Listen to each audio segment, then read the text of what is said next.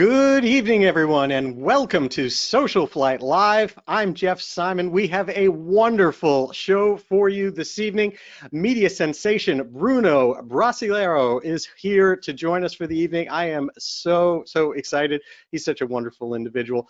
And so we're going to have a wonderful evening talking about all of these things, his story. It really is truly inspirational. Before we get started, just a few things. First of all, we are in full swing on SocialFlight's Fly to Win Challenge. We are currently giving away a Lightspeed Zulu 3 headset. We have given some of these away in the past, and I am thrilled every time that we can pick a winner and then give someone else a great prize as part of the Fly to Win Challenge. All you need to do is go and get the free SocialFlight mobile app for Apple and Android devices, and just fly and check in using that at any airport, even your home airport or one that you just drive to. Just get to an airport and check in there, and then the more that you check in, the more chances that you have as you get into our leaderboard, because our folks that make it onto our leaderboard actually get double entries into the Fly to Win Challenge. In addition to that, we are in education season here in the winter with the chilly temperatures in the northern climates, and SocialFlight.com has so much in our FAA Learning Center. You can get Wings credits by watching Wings videos. It automatically goes to your FAA account. If you are an A&P mechanic, you can get AMT, Aviation Maintenance Technician credits for their awards program. And if you're an A&P mechanic with an inspection authorization, well, this is renewal season coming up at the end of March. You need to have your 8 hours of education if you use education as your way of renewal, and you can get all of that for free on demand on your time directly through socialflight.com. So be sure to check all of that out.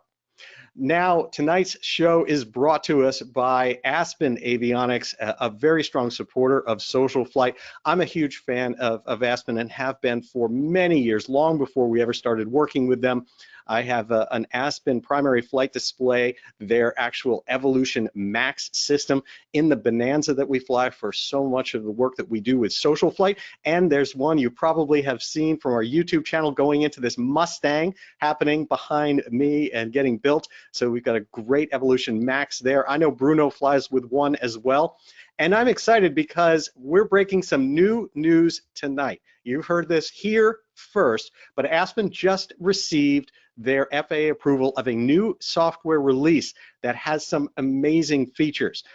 First of all, it supports the Garmin GFC 600 autopilot, which is really great. In addition, if you have an Aspen multifunction display on their system, you can now get extended runway center lines on that, and you can do altitude pre-select if you have an autopilot that is one of the TrueTrack or Aero Cruise or the Trio autopilots. Aspen's now made that possible with this release, and I'm not sure if the TrueTrack or the Aero Cruise or the Trio have made their changes yet, but it's all going to fall into place now where you can just select the altitude that you want to go to, and it'll just take you there right from your primary display. These are features that used to be available only on like jets and extremely expensive autopilots. So real shout out to Aspen there. I absolutely love their products. Be sure to check it out. Now, I would like to begin by introducing my good friend Bruno. With over 100,000 followers on Instagram and YouTube, Bruno has taken his journey into general aviation and shared it with the world, inspiring others to follow in his footsteps. You know, he's an instrument-rated pilot, a private pilot. He flies a beautiful 1977 Grumman AA-5A Cheetah. Bruno's stories and experiences are relatable to everyone. Like most GA pilots, Bruno works a regular 9-to-5 job while pursuing his flying passion in his spare time, and that's what so many of us have to deal with. And his stories have shown the world how general aviation is achievable by anyone with the passion to follow their dreams. It's this passion that has led him to being able to fly over 170 hours and 2,000 miles in 2022. And he's made all that available through his channels on Instagram and YouTube. And there is going to be more to come this year as well. You will see he is literally one of the nicest people you will ever meet in the world of general aviation. I'm going to bring him on the line now. and please help me welcome to SocialFlight Live, my friend Bruno Brasiletto. How are you, sir?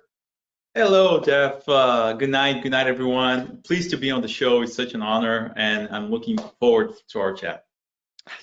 Thanks so much, first of all, for taking time to join us. I know you are a busy guy, and it's in such a just I don't want to take this the wrong way, but it's kind of an average guy kind of way. You bring this wonderful world of flying down to everyone by starting out and showing this story. So tell us all a little bit about how you got started.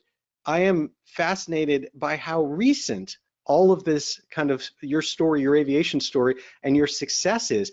How did this actually happen?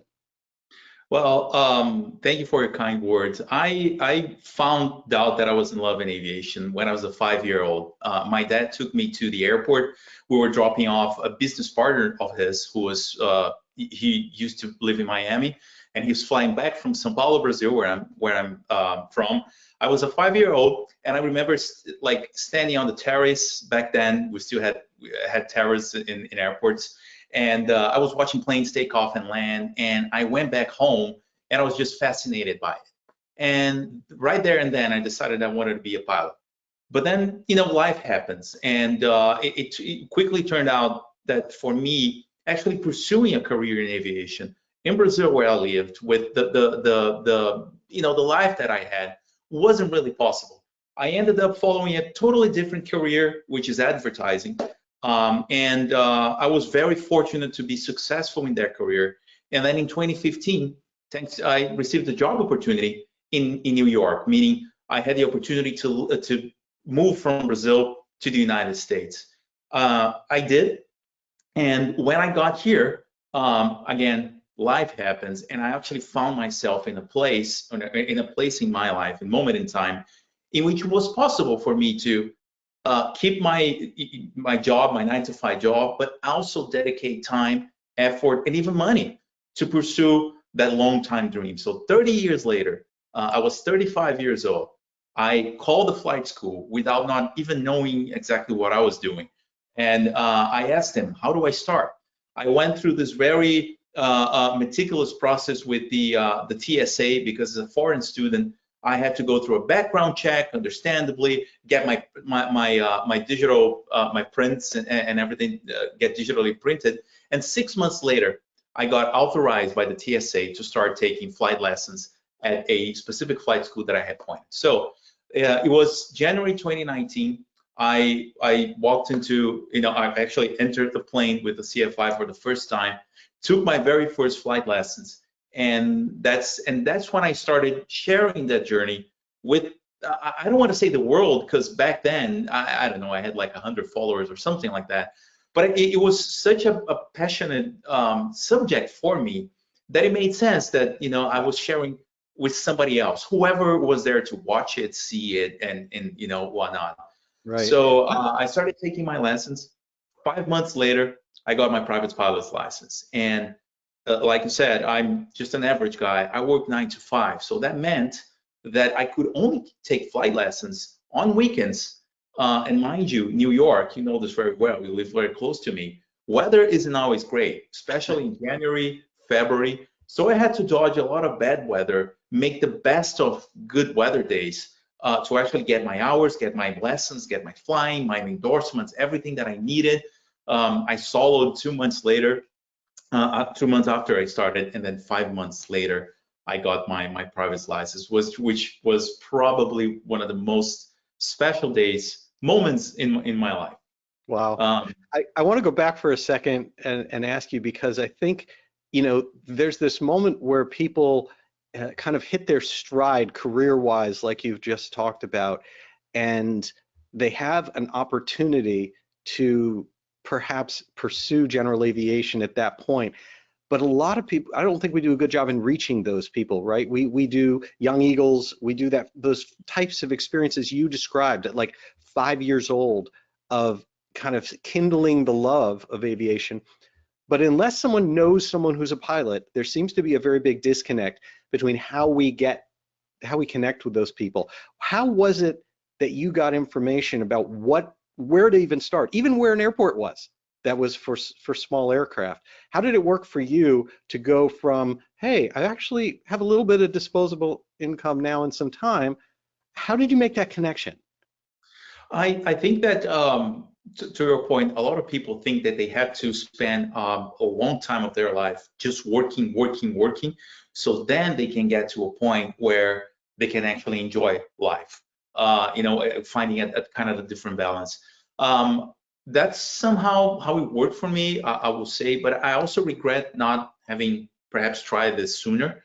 Mhm. But I think, everything happens for a reason.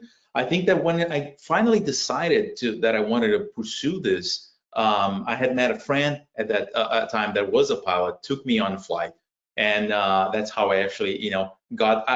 I just got the whole thing that was inside me just ignited at that moment that I was sitting on the right seat, grabbed the yoke for, just a quick second while in the air, and I knew I had to go back to it and had to do justice to myself, and justice to my dream, and try to pursue. I think I did at the time, and this was 2018, I would say. I did what anybody would do at this time and age. I went to Google. I Googled flight schools in my area, and then I learned that there are lots of different GA airports in Long Island. Back then I lived in Queens, so between Long Island, Eastern New Jersey, and White Plains, there were a bunch of GA airports with flight schools in it. I think every GA airport at this point has at least one flight school or a few instructors. And I literally decided to call one by one. And there happens to be an airport which is one of the busiest GA airports in the country, Farmingdale, which you may be familiar with. And they have, I think, 10 flight schools. I started there because that was the closest one.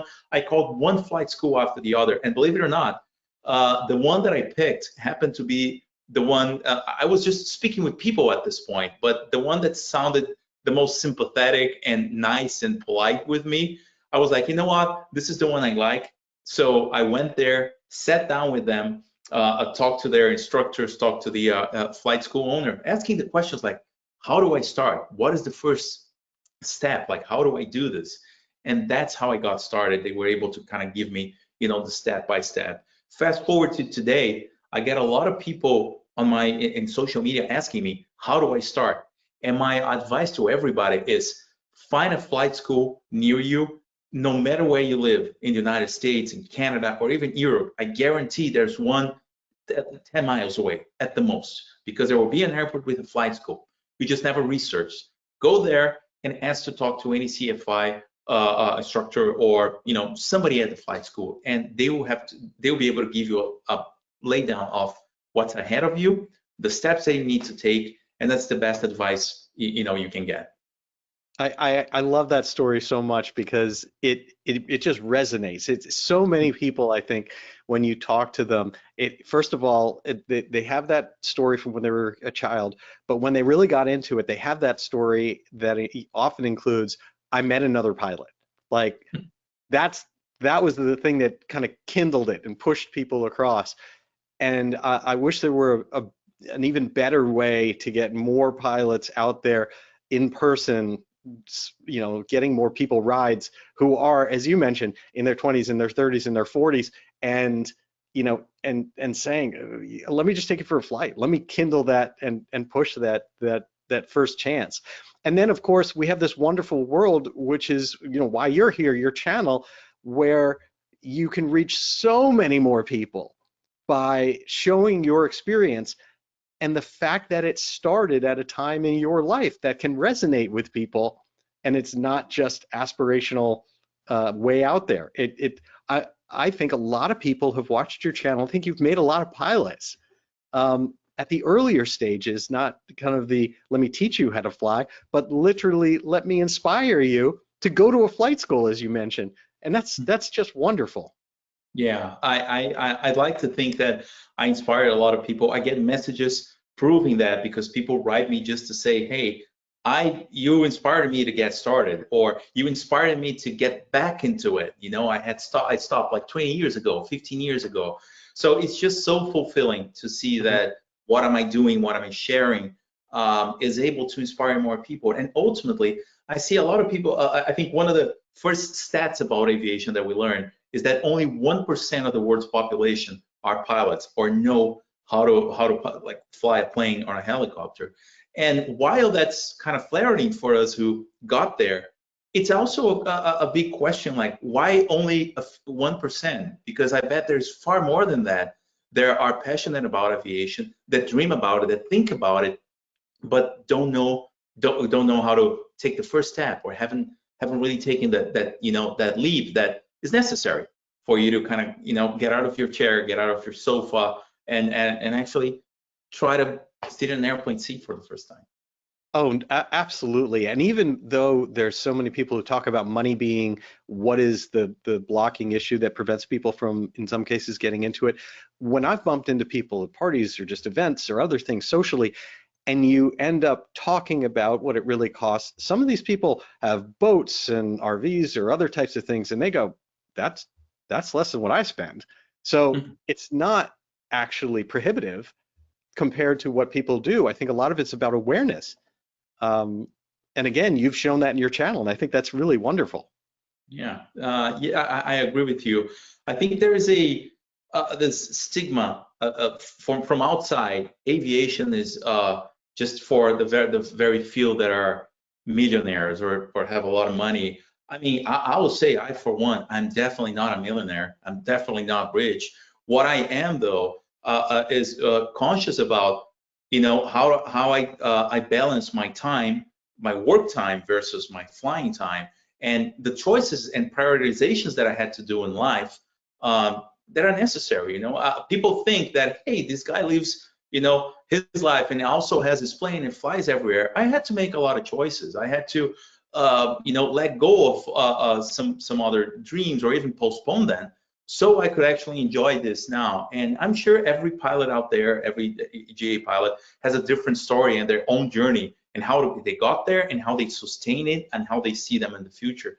But for me, it's like, this is what it's important in my life now. I know exactly what I have to keep doing in order to keep funding it, in order to keep having the time to enjoy it, to fly play. I want to fly, I want to go places. It takes time, it takes a lot of planning, and I want to make sure that in my life I have the necessary time and the resources to keep doing it for as long as I can, for the foreseeable future.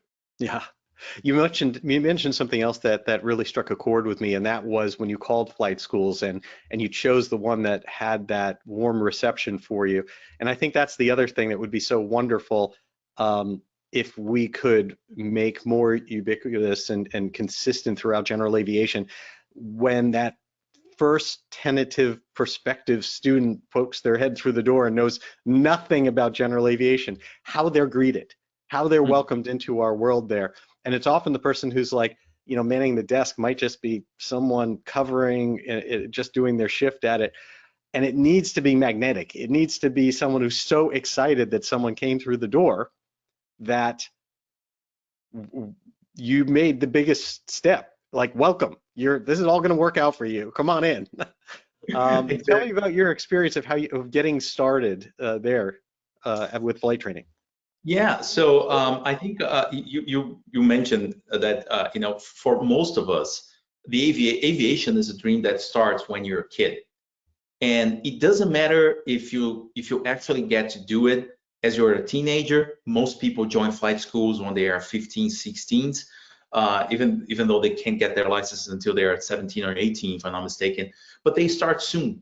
Others start like me at 35, and others start when they are 50. There's a channel on YouTube that I remember referring to all the time.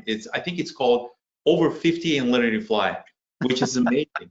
It's about a guy who is 50 and just learning to fly. Let's go easy on us over 50 folks, all right? So yeah. I'm almost there, so don't worry. Yeah, even ancient people do this. Yes.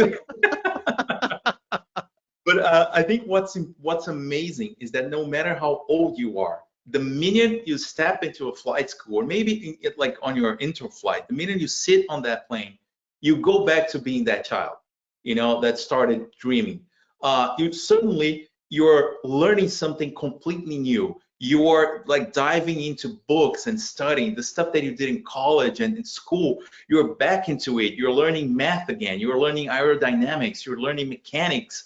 You're learning all of these things, having to go through tests, prove yourself, which oftentimes is something that people, past their 30s or 35s or whatever, you don't have to do it anymore. You just like, you're just set in life and you're just, cruising. So you go back to being that child. And on that, my first day, it's actually an interesting story. I booked my first lesson with an instructor. I didn't know him, but I looked at I saw a bunch of instructors' names on a sheet, and I had to put an X on the instructor that I wanted. And I remember I went back home and I went to YouTube and searched for the flight school. And when I found the flight school's YouTube, I believe it still exists. There was a bunch of videos made by this one instructor who was taking like kids flying on an intro flight. And I looked at him. I'm like, I like this guy. I want this guy to be my instructor. So I put an X on his name. So I show up on set date and time.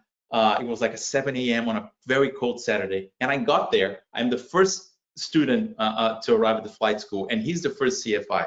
We get there, we sit down, we start talking aviation. I talk about myself. We hit it off. It was perfect, And so the big moment comes, and he briefs me. This should be your first lesson and whatnot. Let's go to the plane. So I go to the plane. He helps me pre-flight. We jump on the plane, and mind you, this is a very, very cold day. First flight of the day. It's a Piper Cherokee. Sitting outside, it's like freezing.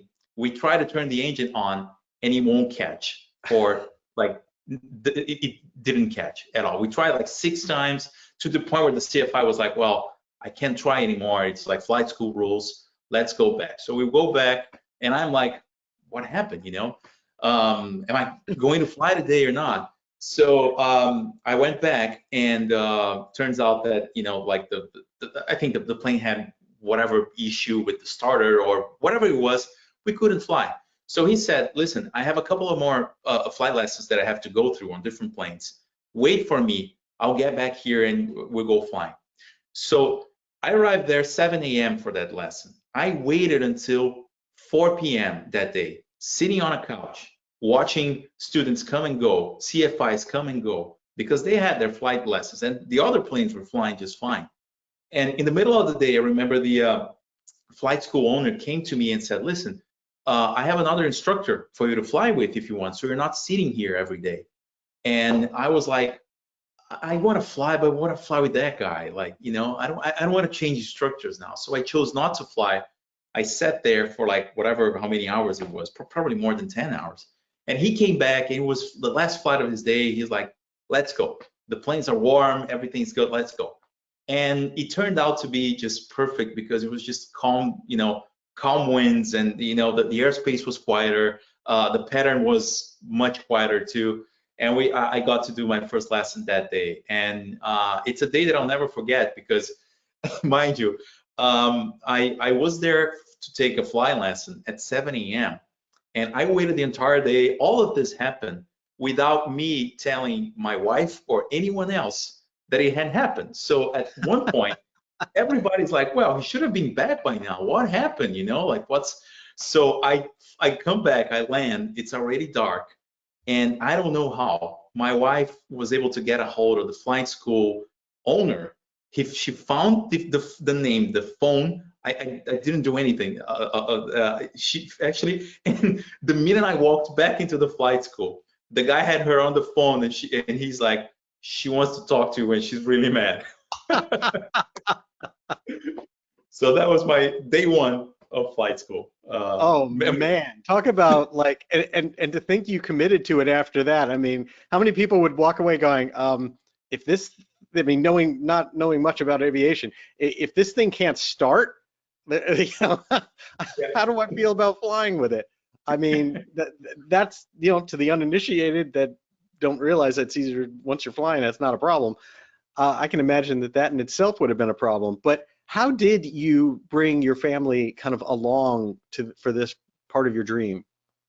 Well, I think the first part of bringing your family along, and at that time, Is to it tell took, them. yeah, it was just me and my wife here in the United States, still is, and I think the first way that she came along was to actually endorse me to do this and be supportive, even though she would it would take her 5 months to even think about getting in the plane with me because I was a student. She was always supporting me and just understanding that every weekend meant we weren't making plans to travel and go places. I had to take the weekend to get my flight lessons in, and she understood that included holidays, that included any other free time that I had. So that was the first way. And then right after I got my private certificate, first thing I wanted to do is to take her flying. So this was like 2 days after I got my certificate. We get to the airport. It's super windy. Obviously, at the time, I was like, well, maybe it's okay, maybe it's not. But I actually sat there on the ramp, and it was super windy. I talked to a CFI who had just landed, and I was like, you know what? This is not the day to do this. So I waited another month until it was actually, good, and then I took her flying. My wife, in particular, still is afraid of flying. Even in airliners, she doesn't feel comfortable on the plane, even though she's done it so many times that it's like, well, okay, I have to do this. Let's go. But I'm really, fortunate that she had the patience of actually flying with me all the time, so she could get into it and she could get more comfortable. I told her I will do a special training with you, which is basically taking you along with me more as often as possible so you can get comfortable with how it shakes, how it sounds, how it smells, how like everything. And I think that if for anybody that wants to got their license and is eager to take friends and family along, I think I would say this as a part of the brief that's long before you get to the airport. I think you have to know and be cognizant that people don't feel really comfortable in small planes. As a pilot, you are so into flying in, like just whether it's turbulence, IMC, or any other situation, radios, all of that. You are so into it that it's easy to forget that the person sitting next to you is feeling everything that you're feeling, but without being in control. And that's a Hmm. huge. You're just along for the ride. And and it takes flying them often and often and often until they get there. Today, I'm fortunate to say that my wife actually got not only used, but she likes flying. She sleeps during flights. She reads. She listens to music, and most importantly, she knows that we have to get somewhere, and she's okay. Right. So that was a major, major victory in my aviation journey as well. It's fascinating that you point that out. We had Dale Clapmeyer here on the show, founder of Cirrus, co-founder of Cirrus, and he mentioned that when they were designing the Cirrus from the beginning, their whole design of that cockpit was for the passenger. It was putting in a big, multifunction display back when that wasn't a thing, so the passenger could say, "Where are we? Where are we going? How are we doing along our route?" And that's exactly what you said, like paying attention to the passenger is what makes an experience that is good for them. And if it's an experience that's good for them, it's going to be something that becomes part of our lives versus, being a problem. Exactly, exactly. And I think in aviation, and I think any pilot can attest to this, one of the biggest joys in aviation is sharing it with someone. Taking them on a flight, showing them how cool it is to go places faster than a car can get, sometimes at places that a car or even a boat won't get you, and you still can get it with a plane, and on top of all the views and all the experiences. So I think it's important to get your passengers there, feeling comfortable with flying your plane. And I think the more you care and you show that you care about them, the more comfortable they will be. And that applies to someone who never flew with you before, someone that flies often. I think showing that you care and that you have the enormous pleasure in sharing it with them, that moment, I think it helps them get more comfortable too. And ultimately, I mean, I love flying alone, but I'll take flying with somebody over flying alone anytime. That's so wonderful. I think a lot of people can identify with that, and it's such a great feeling, and is the basis of what you actually do on your channel. And so, talk to me a little bit about that. What had you come from an advertising background, so clearly you understand advertising, and but what made you decide that sharing this via social media was going to be a part of your journey? I think that I come from a family in which no one is a pilot. No one is even remotely connected to aviation. That also includes my life. So aviation for me, ever since I was that 5 year old, it was something that I enjoyed alone without actually being able to share it with somebody close to me. So when social media came along, and I was like doing this thing that very few people do, which is like, oh, this guy's learning to fly. I thought that it would be interesting to share with someone out there who was seeing this, and perhaps I could establish relationships with people that actually understood what I was doing, that actually saw the value, or saw the journey as something relatable, or somebody I could talk to about this. And so that's basically how it started. And if you go back, if like, I don't even know if that's even possible, if you scroll all the way back to the start of my Instagram page, there's actually, I think the first photo is a photo of me, a black and white photo that I took. I was sitting at Flight Safety International headquarters at LaGuardia, waiting to get fingerprinted. And I was like, this is the start. I went through a TSA process. Me being here actually means I'm committed to this. I'm going to do this. So, and from there, I was like, taking photos of the planes on the ramp and me on the plane. I remember my instructor used to take photos of me, pushing the plane and trying to park it, and messing it up, and doing all the student pilot stuff. And I think, like, slowly but steadily, I watched the follower count grow, not tremendously, but just I realized there were people that were interested in seeing that part of aviation. I used to follow a lot of like accounts of like aircraft spotters, at showing jets and airports and all of that. And but general aviation was something that wasn't really shared in social media that much. So that vein, I think it felt kind of different. And the more I saw that people were gravitating towards the content, which back then was basically photos of me just flying the plane, like a first-person view of me flying the plane, I thought it started to give me not the confidence, but the motivation to keep sharing more and more and more. I think social media in the past 3 years evolved in a way, each platform evolved in a way that basically gave us more tools to tell these stories in a different ways. Instagram suddenly evolved to videos, and then suddenly you had a whole different way of telling stories.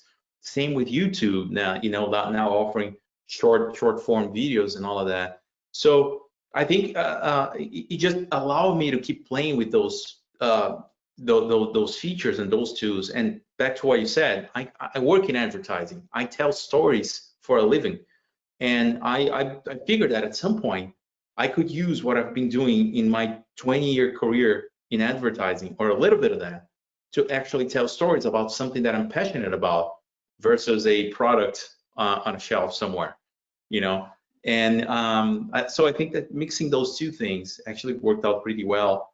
But ultimately, I think that people just started seeing me through social media. Hey, that's a guy who didn't fly when he was 16, wasn't like waited a long time to get started. He's just like me, and he's doing it. So why can't I? And I think that's how that was the power of social media. Really, I'm not the only one, absolutely not, doing this, but I think I'm doing it in a way that people really gravitate towards, stick with me, and just look forward to the next thing. And in turn, it gave my aviation journeys a whole new perspective, because now I'm just not flying for myself and my passengers, but I actually fly knowing that at some point there will be like 100,000 people around the world that will also be watching that in some shape or form, and that will be inspiring them.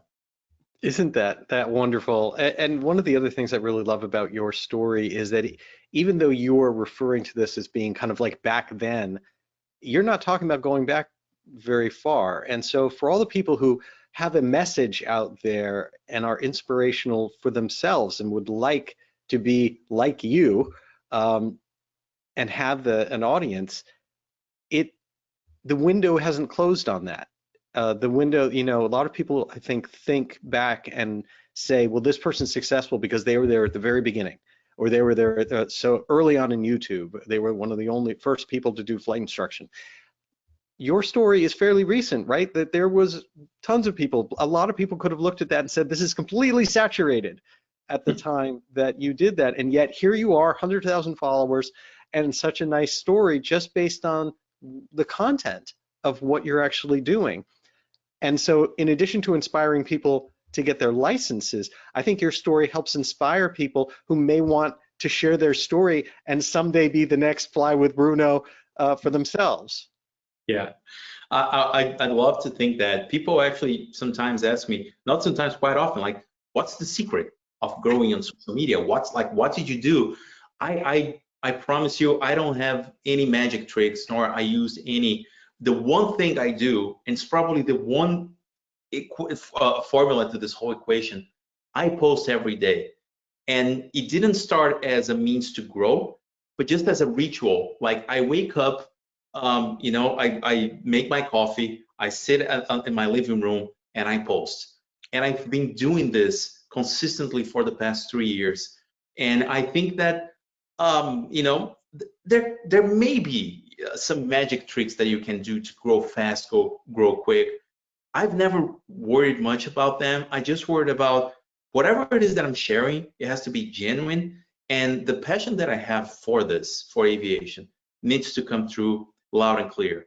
I'm not pretending. I'm not pretending to be more or better than I am. In fact, for everybody that follows me, they may know by now that like a good chunk of the content that I share are mistakes, embarrassing situations, me, just showing things that I could have done better or not. And I think that's a part of being a pilot. That's a part of the learning curve, like the endless learning curve that we have as pilots. And ultimately it becomes relatable, right? So I think that's my formula. People ask me, how can I grow? Like, how can I get to 100,000 followers like you?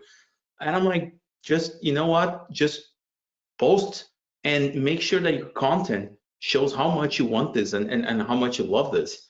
And I think everything else will happen as a result, as a natural consequence of your passion for it. Yeah, well, you put a smile on my face when you talk about obviously posting mistakes and things like that. One of the best videos you have posted or things is when you got trapped in your new Grumman. For Yes. anyone who's not familiar, please tell us that story. And of course, I used to fly a Grumman. They are so close to my heart, and so it warmed my heart to see that little funny story. I'm sure it wasn't fun at the time. Yeah, well, it was quite unique. I think at this point, I want to believe, for the good of the bad, that the whole world knows about that story because it's circulated so many times, it keeps coming back. But what happened is, in one of my first or early flights in the Grumman, I locked myself in by accidentally closing the canopy with the external lock in the lock position. And that happened because I had an issue with the lock. Sometimes it would lock, sometimes it wouldn't. And on that particular day, I decided to mess with it a little bit before my flight. At one point, I gave up and I didn't realize I had left in the lock position. I closed the canopy from the inside, and sure enough, it locked. I would only realize that 2.5 hours later, coming back from my flight on a cold night on a Sunday at Brookhaven Airport, which at the time was my home base. There was not a single soul at the airport. And as I started to analyze my options, I was like, well, what do I do here? Do I wait for somebody? And so I turned my radio, my handheld radio on, and I actually called the frequency, the CTAF frequency, hoping that someone would be at the airport, even, I don't know, driving a car, maybe closing up their airplane or something. But to my surprise, this guy flying actually came back to me and said, I'm 5 miles out, I'm practicing approaches or whatever. Do you need assistance? And I said, no, I have this problem here on the ground. And like, I mean, how do I explain that, right? So I have an issue here on the ground, but it's fine. Don't worry. And he's like, no, he insisted, like, what's wrong? Like, I can help. And that's when my infamous radio call, like, I'm trapped inside my plane, and this is recorded. You can still find it on live ATC. I'm trapped inside my plane, and I don't know what happened, but I can't get out. And obviously that guy, I heard him jiggling on the radio, but he's like, listen, I'll land and I'll help you out. So sure enough, this guy lands. He had never landed at that airport before. It was night still. He taxied all the way to the plane where I was. He got out of his plane, and actually I was able to. I realized that the lock. After he climbed on the plane and he looked at the lock, and I asked him, "What's the lock position?" And he said, "Oh, it's like horizontal or whatever." And I realized, wow, that's what happened. Like, I left it in the lock position. So I had to crawl all the way to the back of the plane, open the baggage door from the inside, which in the Grumman is just like an emergency exit that you can take. And I handed him the keys so he could climb on the plane and actually open it from the inside. I made a video about it because I had cameras rolling. I was filming that flight, and every time I land, the last thing I do is turn off my cameras. It's kind of like part of a mental checklist. Engines off, masters off, avionics, everything, cameras. And obviously, before I even reached to the camera, I reached to the canopy. It didn't open, and it completely, took my mind and all my attention. Cameras were rolling, the radio call is recorded, and I was like, well, let me put a video about this, not only to show how funny the situation was, but how nice that guy was. That, just like the example of camaraderie in aviation, like that moment right there, a guy landed at a different airport to help a guy that he never knew or talked with, but wanted to help. I think that speaks a lot to the aviation community. And that's what the message I wanted to get across. But obviously, I think the world just decided to, joke about it. And when I mean the world, I mean, like, that video got, like, I don't know, 300,000 views on YouTube in a week. People saying that I was, like, it was my mistake and everything. And it was my mistake. And I make that very clear on the video. But I just think that it was just a funny situation that actually set the tone for who I wanted to be, or who I was in social media. This average guy who became a pilot. He's sharing the good, the bad, and the ugly, and that's what aviation. That's what becoming a pilot is. And I think that set the tone for everything else that I've posted since then. Isn't that wonderful? The other thing, of course, are the stories that you tell of some of these great adventures. Tell us a little bit about some of the cool places that you have flown and shared with people through your channel. I think one of the most beautiful flights I've ever done was over the Niagara Falls. I learned that you could fly over the Niagara Falls. There's a special VFR procedure to do so, which I think is amazing. You even go into Canadian airspace and all of that. So every time I find, like, this interesting thing that you can do with the plane, safely, of course, I'm going to do that. And flying to the Niagara Falls was one of them. Obviously, I happen to live in New York, and when, the skyline round in New York is probably one of the most amazing flights you can do over a city. And I've done it so many times because it's in my backyard, and I also get to share that.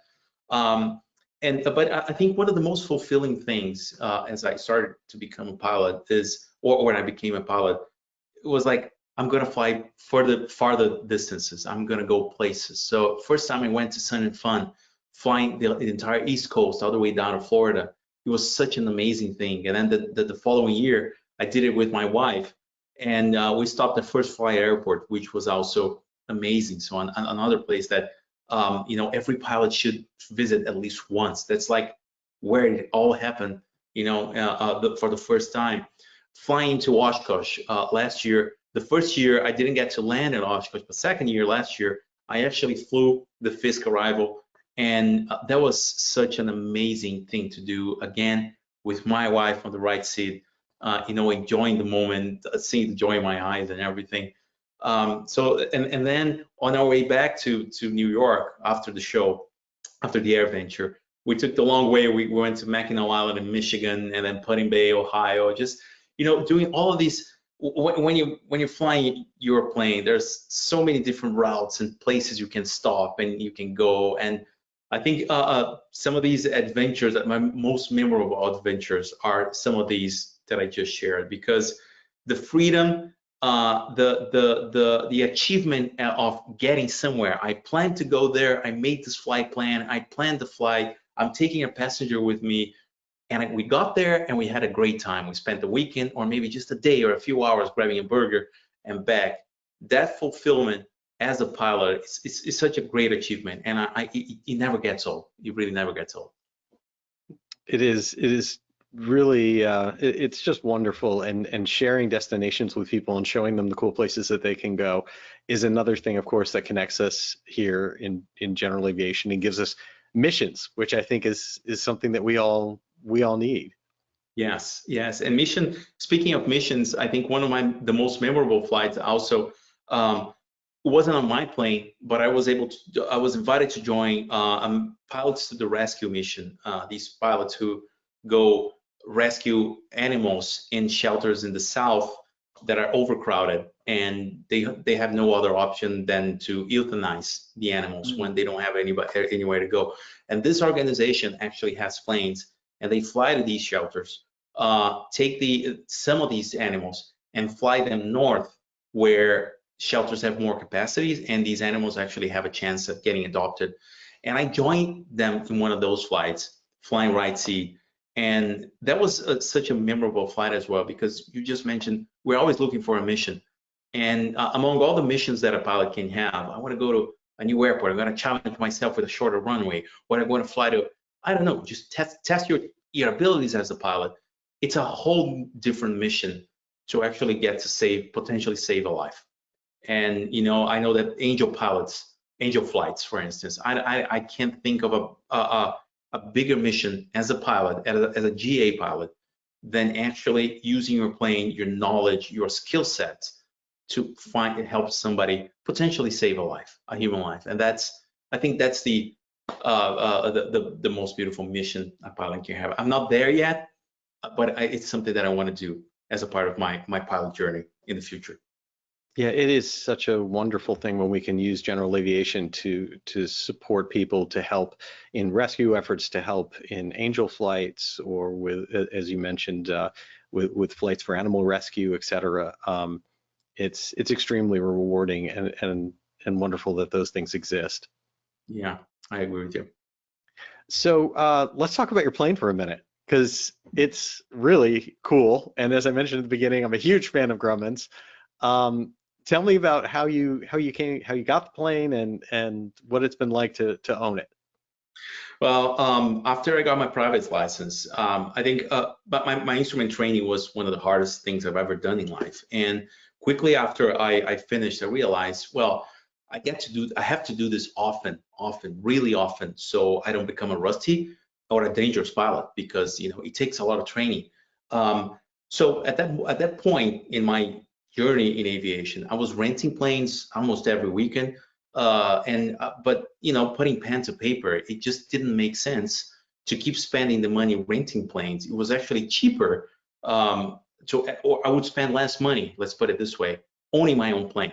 Not to mention all the knowledge and learnings that come with it, like maintenance and actually being a pilot and caring for a plane versus just renting and making sure that nothing's broken when you go to fly it. So I was looking for planes at that point. I finished my instrument rating, and I decided that I wanted a plane.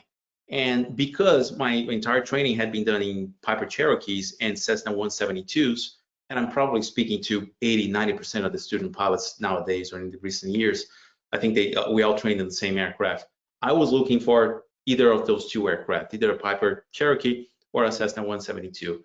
Starting my search, I was a newbie. I didn't really know how to start looking for planes. I went to all of these websites that have listings but you don't know exactly what to look for, what the red flags could be. So I found a Facebook page. I think it has like 9,000 followers. Aircraft Sales and Buy. It's just a weird name, something like that.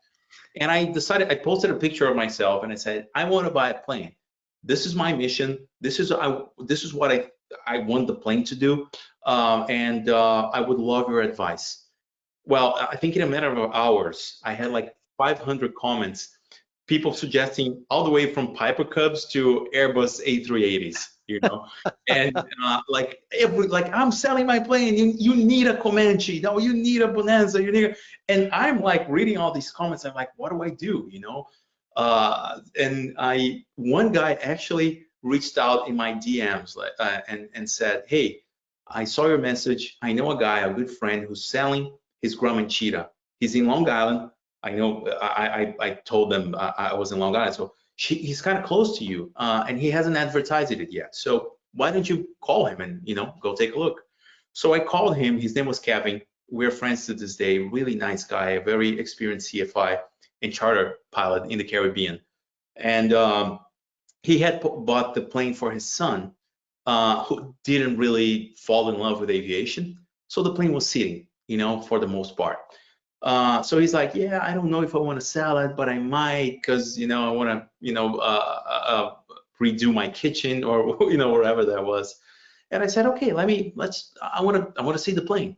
So I drove to the airport, and I'm away. I'm driving there, and I'm like, am I crazy? Like, I'm actually going to look at a plane. Am I ready to own a plane? Is this even feasible for me? Is this a rational decision? Am I acting out of emotion?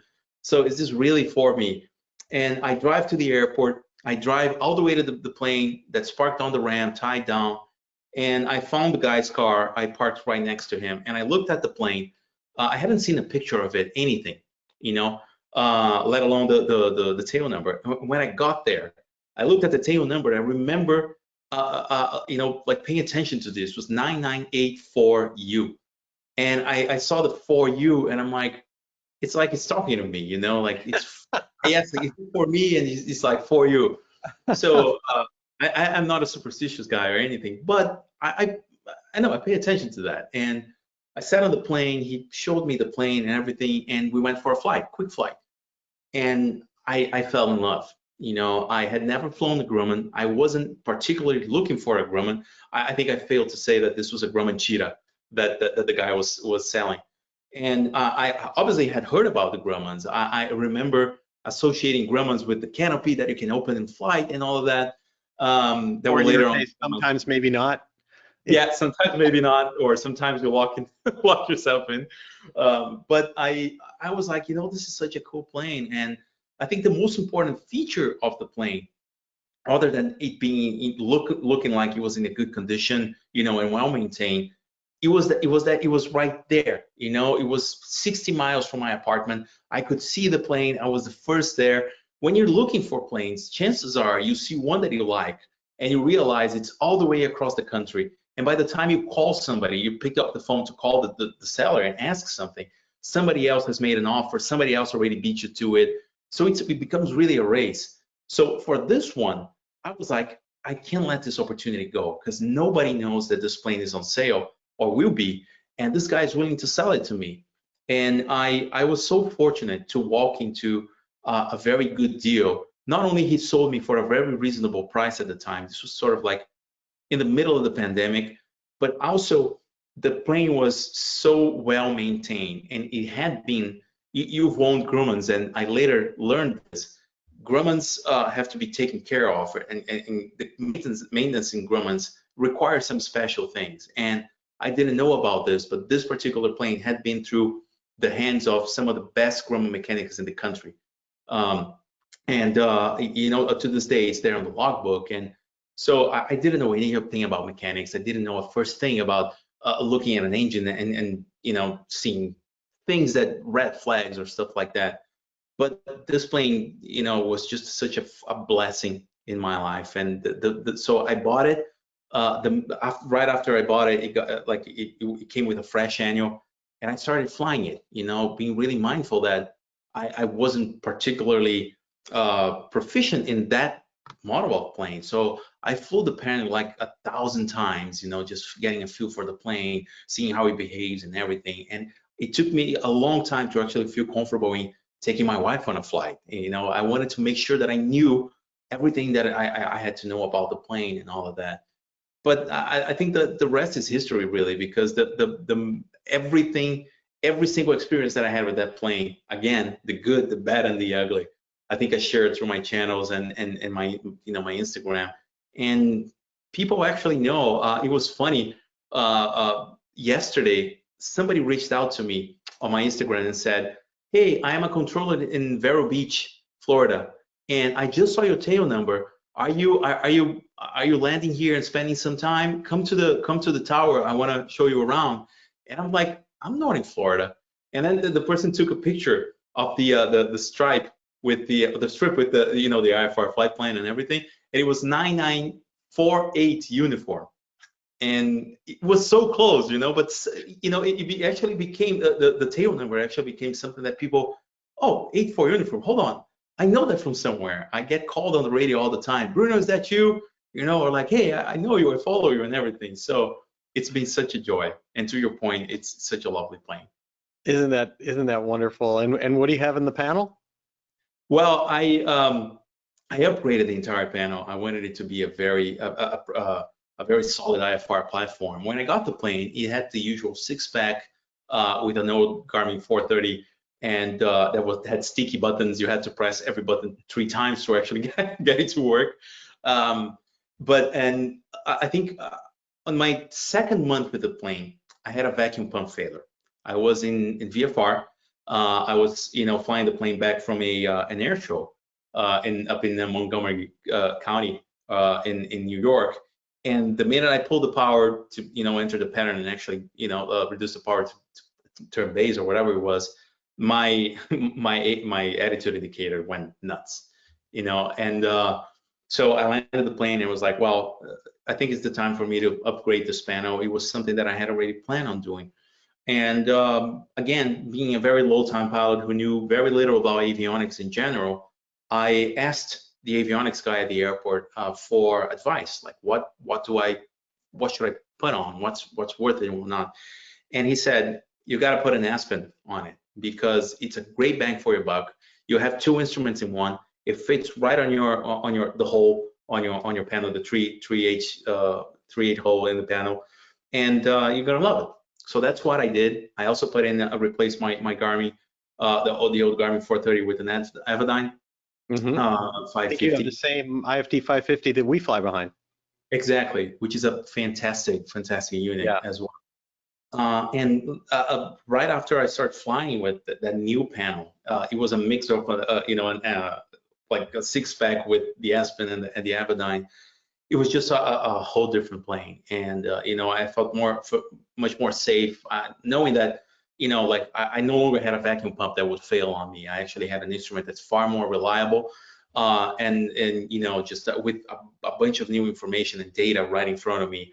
And I think I flew the plane like that for 2 years, and just 6 months ago, I went through a second panel upgrade. I wanted it to be all glass, and I loved Aspen and Avidyne so much that I was like, I'm sticking with this.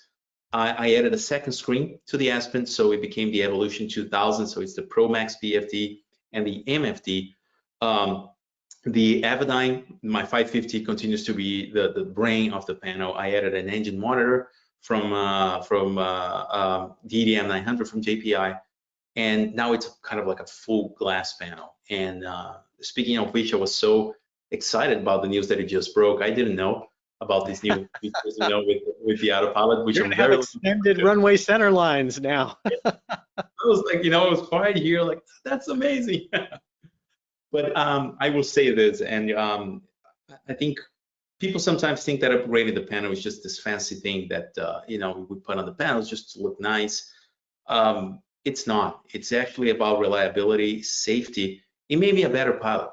You know, I feel more comfortable and confident in flying through different kinds of weather, different places. I mean, the situational awareness, I think, is one of the most important things a pilot can have. And the amount of situational awareness that equipment like the Aspen plus the Avionics gives you with like either synthetic vision, weather, terrain, and all of that, it's such an amazing platform for you to fly with. You know, I had actually, I know a guy who flies an A320. He's an A320 captain, and he was actually amazed to see the panel. He's like, wow, like not even the Airbus has, you know, some of these features. We actually need more equipment to achieve the same thing that some of these new GA avionics allow us to have. So it's pretty impressive.